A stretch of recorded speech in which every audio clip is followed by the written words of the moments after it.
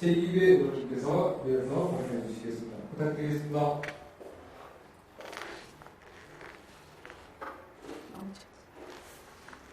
네, 국내당 제2회입니다. 제가 안보나 국방이나 이런 분야에 대해서는 문외한입니다. 하지만 이번에 사드 배치에 관련된 논란을 보면서 또 그리고 오늘 이 필리버스터를 준비하면서 제가 여러 글을 읽었는데 그 중에 가장 여러분들에게 좀 소개시켜 드리고 싶은 글을 하나 가지고 나왔습니다. 국가안보전략연구원이라는 곳에서 2015년도 겨울호에 나온 자료입니다. 필자는 제목은 한반도 사드 배치 논란이고 필자는 육군사관학교의 황진한, 육군사관학교의 이화준 두 분의 교수님이 작성한 글입니다. 약 30페이지가 넘는 글에서 북한의 핵능력 그리고 그걸 방어하기 위한 우리 또 국군의 한국군의 방어 능력 그리고 미군의 방어 능력 등 군사적인 관점에서 많은 부분들을 짚어주고 계십니다. 하지만 이 글의 결론에서는 이런 모든 군사적 어떤 배치나 전략 외에도 가장 중요한 부분은 무엇인가를 짚어주고 있습니다. 제가 이 부분에 대해서 좀 읽어드리도록 하겠습니다. 결론. 한국의 사드 도입은 단순히 무기 체계를 추가하는 것이 아니다. 이것은 동북아의 전략적 역학관계를 변화시킬 수 있는 중요한 문제다. 사드 배치 논쟁 이면에는 외교, 군사, 경제적 측면 등 다양한 방면에서 한, 미, 중, 러의 전략적 이해관계가 복잡하게 얽혀있기 때문이다. 이 글에서는 점증하는 북한의 핵, 미사일 능력이 사드 도입의 필요성과 그에 관한 논란을 야기하는 본질적인 요소를 보았다. 사드는 한미의 대북 맞춤형 억제 전략 하에서 중요한 역할을 수행할 것으로 기대되지만 부작용도 존재한다. 사드가 대북 맞춤형 억제 전략 하에서 미국이 한국에 대한 확장 억제 전략 강화의 일환으로 독자적으로 주한미군에 배치되는 경우에는 대북 억제력의 증강과 함께 주변국의 반발과 한국의 장거리 지대공 미사일 개발에 직접적인 영향을 미칠 것으로 예상한다. 한편 북한의 핵미사일 위협이 급증하는 가운데 한국형 미사일 방어에서의 사드 조기 도입이 고려된다면 장거리 지대공 미사일 개발에 영향을 줄 개연성이 크며 무기체계의 중첩증 기능이 문제가 될 소지가 존재한다. 앞에 결론에 두 단락을 지금 읽어드렸는데요. 육군사관학교의 교수님도 군사적 측면뿐만 아니라 외교적인 또 경제적인 그런 측면까지 다방면에서 접근을 하고 이 부분에 대해서 말씀을 하고 있습니다. 추가로 더 읽어드리겠습니다. 이렇듯 사드 배치와 관련되어서는 그 필요성이 인정된다 할지라도 한국의 국가 이익과 관련하여 복잡하고 상충되는 논란을 야기한다. 이 글에서는 이러한 논란을 체계적으로 이해하기 위해서 분석적, 편의상 군사 전략적, 기술적, 경제적 차원에서 사드 도입의 타당성 문제를 검토하였다. 군사 전략적으로 한반도 사드 배치는 한미의 대북 맞춤형 억제 전략을 강화할 수 있지만 동북아 지역 안보 불안을 심화시킬 수 있는 우려가 존재한다. 기술적 차원에서 사드의 기술적 신뢰성은 어느 정도 검증되었지만 레이더 탐지 거리와 방향에 대한 중국과 러시아의 우려가 존재하는 가운데 북한 미사일에 대한 실질적인 요격 가능 여부에 대한 문제점이 존재한다. 의문이 존재한다. 경제적 측면에서는 사드 도입에 들어가는 비용 문제와 도입 시 중국과 외교적 마찰을 통해 초래될 수 있는 대중국 무역 손실에 대한 고려가 필요하다. 마찬가지로 계속적으로 군사적 필요성 외에도 경제적, 외교적 측면에 대해서 강조를 하고 있습니다. 제가 이 글을 소개시켜드린 이유는 우리 육군사관학교의 교수님으로서 가장 군사적 전문가일 분이실 텐데 그런 분들 역시 단순하게 사드의 도입이 한반도의 안보, 그것도 군사적 전략상의 문제로서만 바라볼 일이 아니다라는 관점을 가지고 있고 이러한 글을 공개하셨던 것입니다. 이러함에도 불구하고 지금 한국 정부가 사드 도입을 추진하는 데 있어서는 과연 군사적 전략적인 요인뿐만 아니라 외교적, 경제적 측면까지 고려되었는가? 이 부분에 대해서는 앞서 많은 의원님들이 말씀하신 것처럼 너무나 미흡하였다라는 것을 이미 많이 밝혀지고 있습니다. 제가 최근에 사드에 대해서 주변에서 많이 듣는 질문들이 있습니다. 성주에서 집회가 있었고 성주 국민들이 굉장히 어떻게 보면 과격한 모습으로 집회와 시위를 하는 모습이 언론에 많이 나타났습니다. 국무총리 역시 갔다가 봉변을 당했다라고 그렇게 언론도 보도하고 있고요. 이에 대해서 강신명 경찰청장이 성주에서 열린 사드 배치 반대 집회에 참가한 외부 세력을 색출하겠다. 또한 불법 행위자에 대해서 엄정 조치하겠다라는 입장을 밝혔습니다. 정부의 이러한 인식이 사드 배치의 문제점을 축소하고 지역적인 문제로 만들어가는 것이다 라는 견해를 가지고 있습니다. 사드는 성주, 즉 한 군에 대한 문제가 아니라 한반도, 더 나아가 동북아시아의 군사적 대립에 관한 문제로 보아야 합니다. 우리 국민 모두가 사드 문제에 대해서 내부자이며 관계자인 것입니다. 하지만 경찰청장이 외부 세력을 우문하며 공안정국으로 사드 배치 논란을 해결하려는 이러한 구시대적인 발상으로는 성주 국민뿐만 아니라 우리나라 국민 누구도 설득할 수 없을 것입니다. 제가 오늘 2시에 성주 국민들이 서울역에 와서 집회를 하기로 해서 같이 참석을 하려고 합니다. 제가 비록 성주에 가서 집회를 참여하지는 않았지만 오늘 서울역에 가서 제가 성주 국민들의 집회에 참여한다면 저 역시 외부 세력입니까? 이런 식의 편가르기, 오히려 국론을 분열하고 갈등을 조장하는 현재 박근혜 정부는 도대체 누구를 위한 정부인지 이해할 수가 없습니다. 이런 국민의 편가르기를 그만두고 정부는 보다 이 사드 배치에 대한 논란을 더 진솔하게 국민들에게 얘기하고 국회 차원에서 더 논의하기를 희망합니다. 결국 국회의 비준을 반드시 받을 것을 요청합니다. 헌법 60조 제1항은 상호 원조 또는 안전보장에 관한 조약, 주권을 제약하는 조약, 국가와 국민에게 중대한 재정적 부담을 지우는 조약인 경우에는 국회 비준을 거치도록 하고 있습니다. 사드 배치 합의가 바로 위에서 열거한 국회 비준 동의를 거쳐야 되는 의무가 있는 조약이라고 생각합니다. 미사일 방어체제 MD의 도입을 위해서 조약을 체결하고 국회 비준을 받는 사례는 해외에도 많이 있습니다. 미국은 탄도미사일 방어체계를 배치하면서 2008년에 체코, 2008년에 폴란드, 2011년에 루마니아와 각각 협정을 체결하고 각 나라에서는 국회 비준 동의 절차를 거쳤습니다. 이 중 체코에서는 조약이 국회를 통과하지 못하였고 오바마 미국 대통령은 2009년 9월 체코와 폴란드에 MD기지 설치하는 것을 포기한다고 선언하였습니다. 조약의 명칭이 어떠하든 간에 국제법적 구속력을 갖는 모든 문서는 조약의 지위를 가질 수 있으며 안전보장에 관한 조약의 경우는 국회 비준을 반드시 거쳐야 합니다. 그러나 이번 사드 배치에 대한 한미 합의는 약정으로 처리되어 국회 비준을 안 받을 것으로 추진하고 있으며 이것은 헌법의 위반이라는 견해입니다.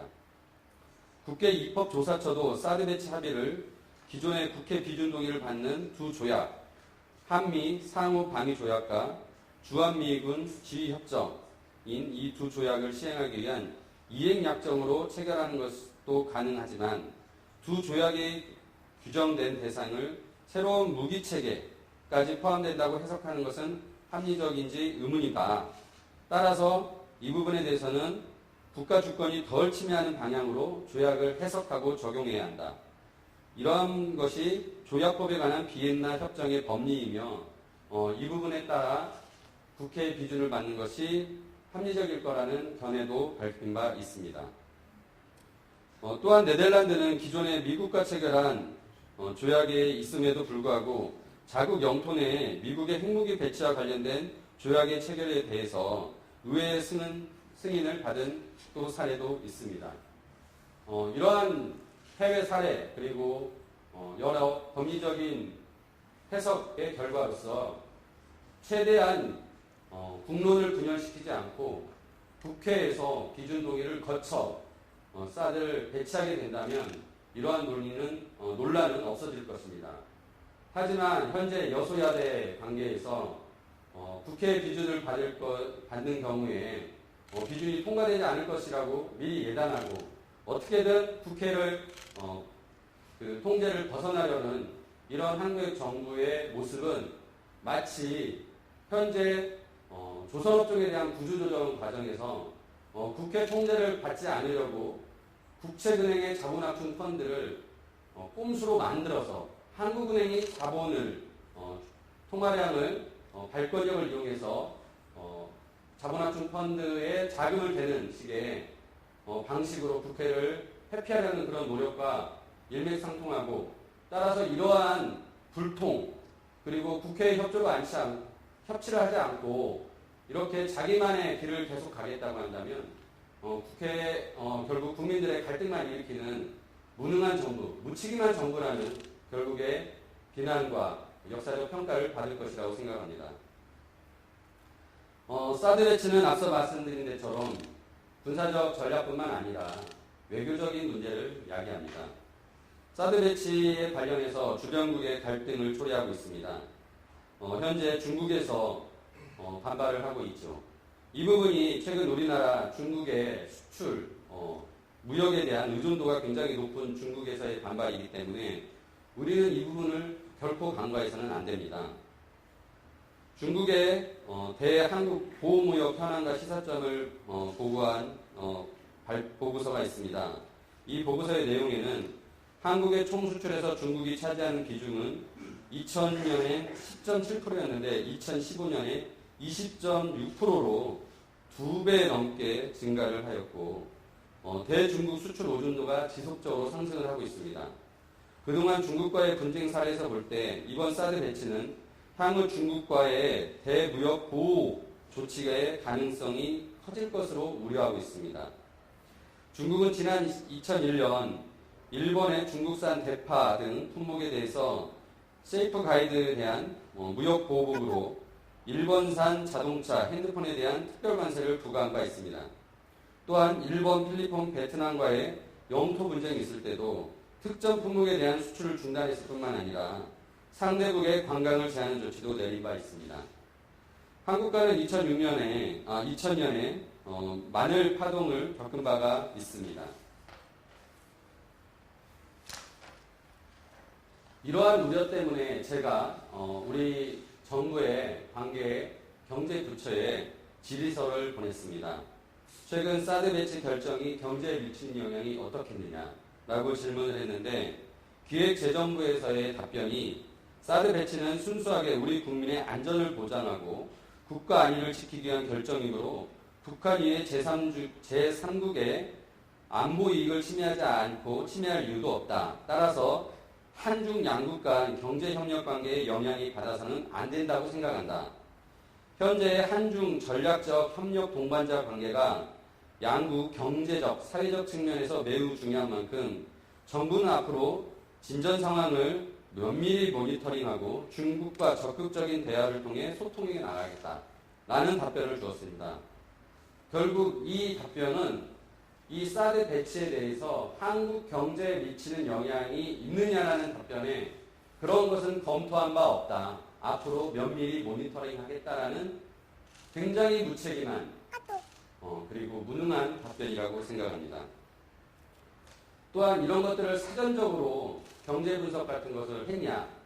용역 발주를 하거나 또는 내부적으로라도 이런 경제 분석을 한 바가 있느냐라고 물어봤는데 이거에 대한 보고서 등은 없다라고 답변이 왔습니다. 또한 중국과 러시아의 비관세 장벽 현황 및 비관세 장벽별 주요 내용에 대해서 저희가 문의를 했습니다. 이거에 대해서 중국과 러시아의 비관세 장벽의 주요 내용은 엄격한 기술 장벽 또는 위생 검역과 허가 기준, 그다음에 자의적 품목 분류, 통관 절차의 일관성 및 투명성 결여, 지적 재산권 보호의 미비 등으로 비관세 장벽이 있고 이로 인하여 과거에 우리 한국 수출 관계에 있어서도 저희가 문제된 바가 있었습니다. 이러한 데에서 현황을 파악하고 있으면서도 불구하고 앞으로 이러한 비관세 무역 장벽으로 인해서 한국 경제에 미치는 영향을 아직도 검토하고 있지 않다라는 현재의 한국 정부 너무나 한심할 따름입니다. 조금 얘기가 벗어나는 것 같이 느끼실 수 있겠는데 김영란법 부정청탁 금지법이 도입되면 우리나라의 경제적 손실이 11조 6천억에 달할 것이라는 정경련 산하의 한국경제연구원의 보고서가 있었습니다. 저는 한국경제연구원 같은 재계가 이번 사드 결정이 오히려 김영란법보다 훨씬 더 경제에 미치는 영향이 크고 특히나 대외 수출에 대해서 어마어마한 특히나 중국에 대해서 매우 큰 수출 영향을 줄 것이라고 우려하고 있는데 이런 부분에 대해서는 아무런 발표를 하고 있지 않습니다. 정부가 사드 배치를 하는 것에 대해서 재계는 아무런 입장을 발표하고 있지 않은데 저는 이럴 때일수록 재계가 나서서 정말 국가 경제를 생각한다면 재계가 나서서 이런 부분에 대해서 오히려 의견을 천명해야 된다고 생각합니다.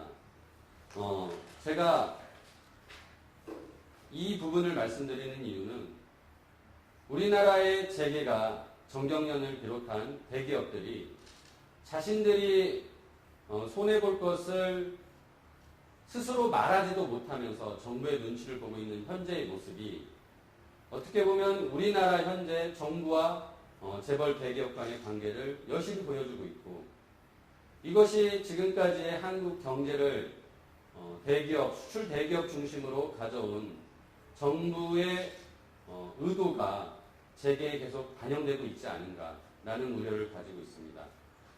이런 부분에 대해서는 한국 정부뿐만 아니라 재계 역시 이런 기회에 좀 다른 목소리를 내주시기를 바랍니다.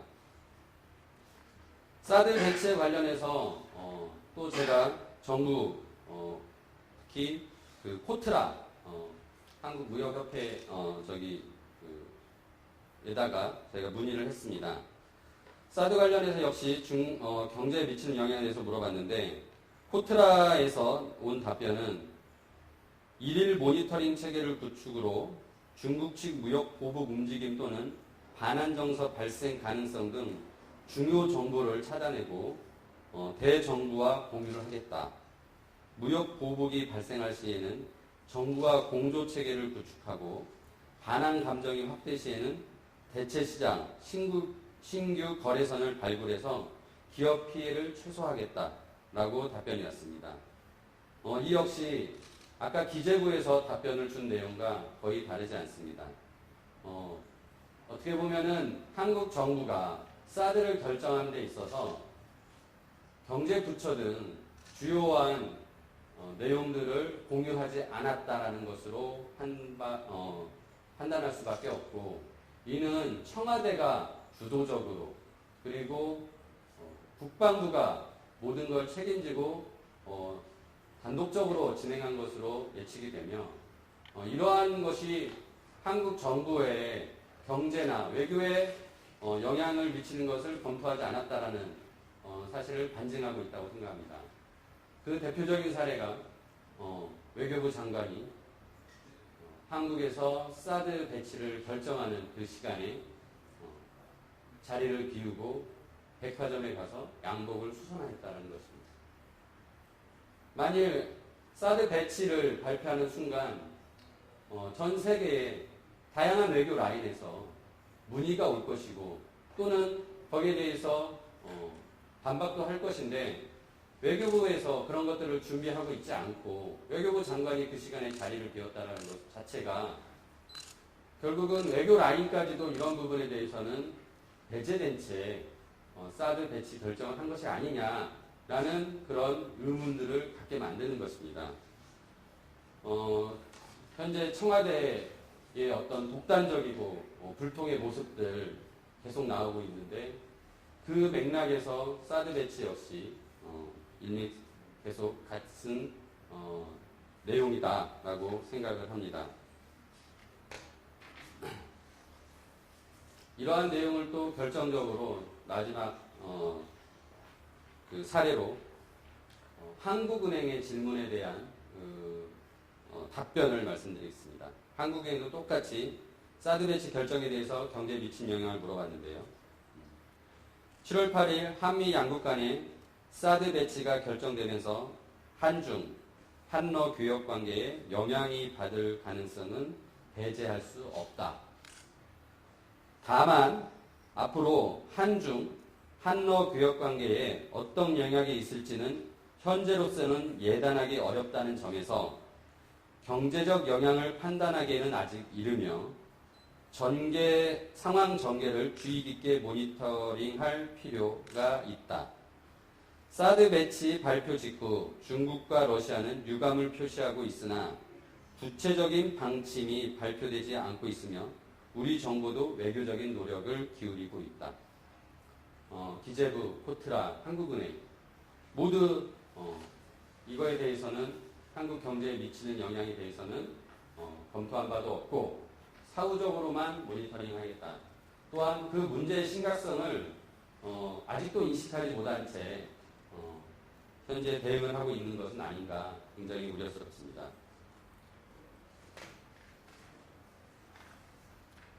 중국과 러시아에서 비관세 장벽을 한국에 대해서 어떠한 조치를 했었는지에 대해서 과거 사례를 조사를 하고 그 부분에 대해서 답변을 얻었습니다.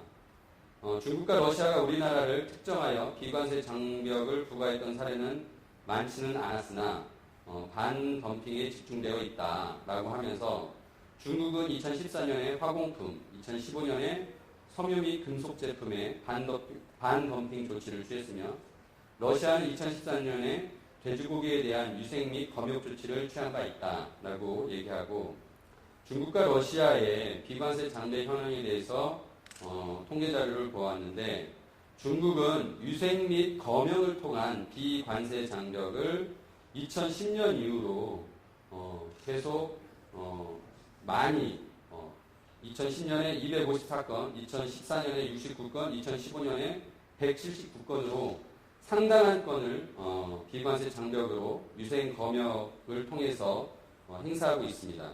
또한 또 기술 장벽으로 2005년에 108건, 2010년에 63건, 2014년에 48건, 2015년에 109건으로 이 역시 상당한 비관세 장벽으로 기술을 통해서 비관세 장벽을 행사하고 있습니다.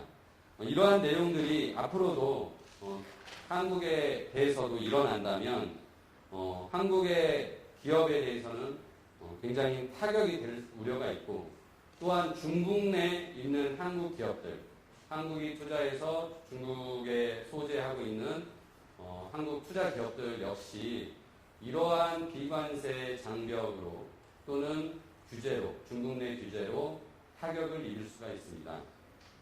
이런 부분에 대해서는 좀 더 정부에서 적극적인 검토와 대응이 필요할 것이라고 판단하며 조속하게 이러한 부분에 대해서는 국민들에게 알려야 할 것입니다.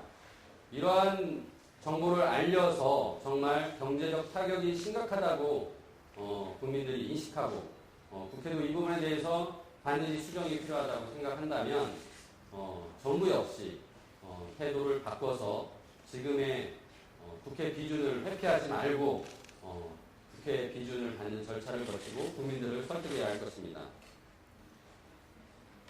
지금 상황에서 한국과 미국이 사드 배치를 선언한 이 시점에 박근혜 대통령은 사드 배치를 기정사실화하고 있기 때문에 박근혜 대통령이 나서서 이 문제를 해결하기는 어려울 것이라고 생각합니다. 오히려 지금 상황에서 박근혜 대통령은 중국 등 러시아의 외교 라인에서 보다 적극적인 역할을 해서 주변국의 우려를 불식시키는 노력을 해야 될 것이고, 또한 앞서 말씀드린 바와 같이 비준을 통해서 정당성을 확보하든지 아니면은 사드 배치를 폐기하든지 결정을 해야 될 것입니다. 이러한 노력이 없다면 결국 주변국에 대한 불신으로 인해서 이후에 사드 배치가 되건 안 되건 간에 한국은 외교적인 장에서 굉장히 입지가 좁아지고 계속적인 불신으로 이후에 북한의 어떤 문제를 풀어가는 데 있어서도 한국 정부의 입지가 좁아지는 우려가 있습니다.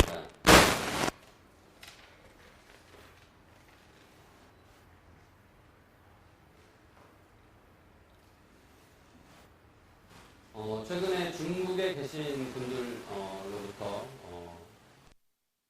것을 전해졌습니다. 한국에서 사드 배치에 대해서 현재 중국에서의 반응이 많이 전달되지 않고 있는데, 중국에 계신 분들의 말씀으로는 굉장한 반응 감정이 발생하고 있다. 또한 최근에 모 방송국에서 전직 국회의원이 나와서 중국의 국민들을 굉장히 무시하는 발언을 한 것이 있고, 그것이 중국 내에 여러 SNS를 통해서 배포가 되고 있다고 합니다.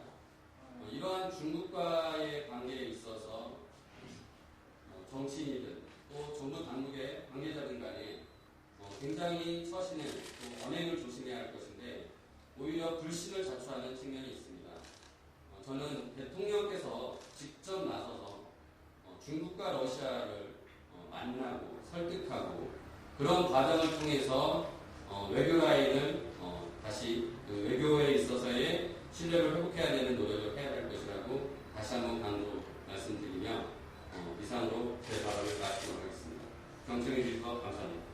네, 제 의원님 감사합니다. 말씀. 이어서 말씀해 주실 분은 우리 박